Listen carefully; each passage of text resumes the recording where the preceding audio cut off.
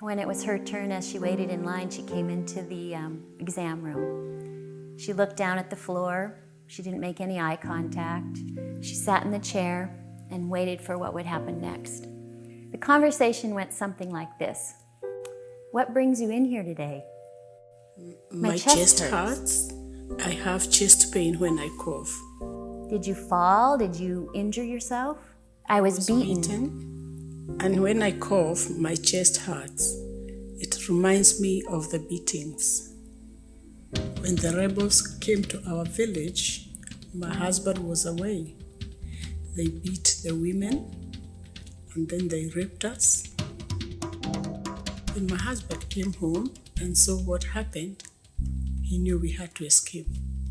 So we gathered our two boys, 8 and 12 years, and with some help of our neighbors, we ran from our home to escape the violence. But the rebels caught up with us, and my husband met a bullet, and he died. It was very frightening and confusing. So I grabbed my boys' hands and we ran to the boulder. We ended up at the refugee camp.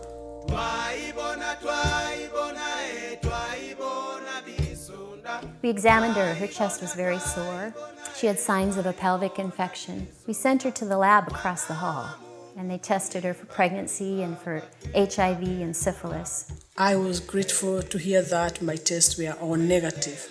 Nurse Shalon gave me some medicine that would treat my infection and something for the pain. We're coming back to the camp tomorrow morning. We'd like to meet you again. We want to check and see how you are. And that was the first time she smiled. And tears began to pour down Gasagi's face.